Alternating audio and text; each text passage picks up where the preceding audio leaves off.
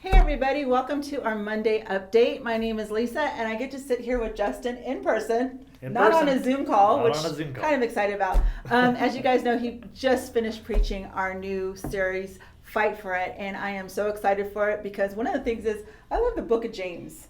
That is like one of my favorite books, and it's actually something, since this is Mother's Day, my mom made me read that book a lot growing up. But nice. What's cool about it is I just realized listening to you, it taught me perspective. Kid you not. So anyway, got a couple questions for you if you don't mind me asking you these. Okay, here's our first one. You said something really cool that I really jumped onto that resounded with me, I guess is a good way to say it. Life is not happening to you, you are happening to life.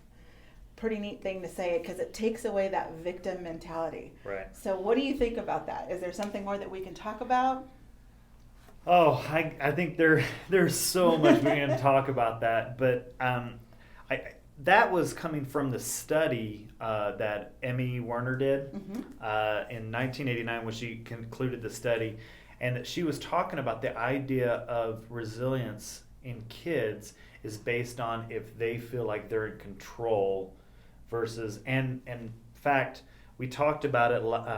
We talked about it with Lynn about called the locus, and that's when she was talking about this whole idea of the locus of control, an internal locus of control.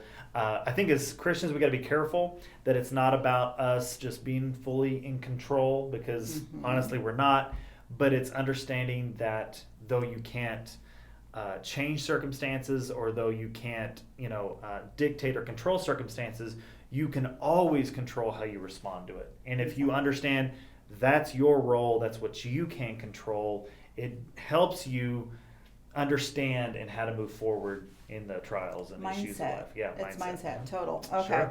Sure. You also talked about building resilience as possible. That is something that we can actually build as we go. And you said that the big trials are the things that, when those come, it's the little trials that help you build resilience into that. So can you talk about maybe some of the other steps that you can use that help to build that resilience during that time? There's a couple questions you mentioned. Do you remember them? What's fascinating is this really study has come about me trying to be a better parent, to be honest. And this idea of, am I feeling like as a parent I'm preparing my kids for adulthood? And me half the time thinking, I don't think I am.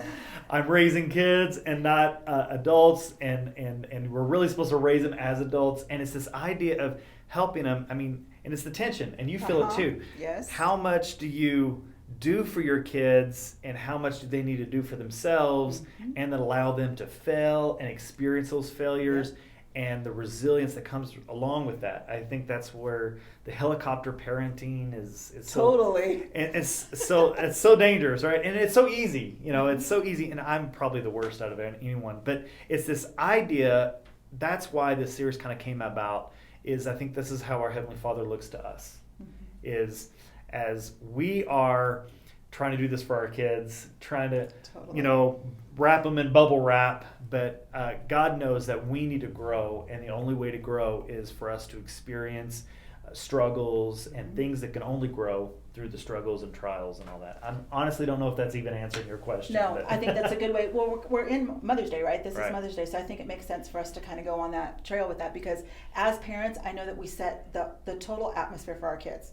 Sure. I believe we do. We set that atmosphere, and if we're setting them an atmosphere of saying, hey, you can get through this, you can build on this, you can go through it, rather than fixing the situation for them, I think that's everything. That's teaching them how to build that resilience. So you're on it. If I may, there was a story that John Maxwell told one time. He's a famous author on leadership, and he said that growing up, his older brother would wrestle him, and they would wrestle after dinner, and he would always lose. It wasn't until his father said, okay, John, wrestle me. And even though his father let him pin him, he didn't just give up, but he allowed them to get a win. And once he got the win in, John says that his older brother never pinned him again after that. So it's neat as parents to try to do that. And I wonder if God does this sometimes, is sends little trials our way, or maybe not even sense, but when we go through little trials, gives us the ability to get those easy pins down so that we can, when we hit the bigger trials. And could it be that this kind of section that we're in our season of life is just setting us up for bigger trials this pause. In the future. Yep. Absolutely. I have one last question for you. And it was really cool because when you were talking about it, I was thinking about how many times do we, because we get to pray with people all the time, and they always come and say, hey, can you pray that this would go away? Can you pray that this would stop? Can you pray that I wouldn't have to face this anymore? And although, yes, we know that God can take away things and we know that God can perform miracles right on the spot, that question at the end, that fighter's prayer that you talked about, I think is key. What about you? Yeah, it is easy.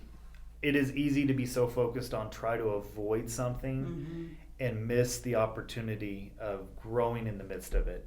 You don't grow through avoidance. You really grow and you learn something about God, and you learn something about his nature, and you learn something about how strong you are and all these things through it. And it's really, James is basically telling us, he's saying, don't avoid it.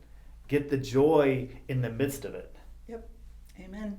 Okay, cool. Like I said, James, one of my favorite books. I'm That excited for the rest of the series. I'm excited for what's going to come. But hey, guys, that's all we've got for you today. So thank you. Have a great day wherever you're at on this Monday, and keep looking at our social media platforms for any information we've got. And don't forget to check out our community live on our TWC website. You don't want to miss that stuff. Thanks.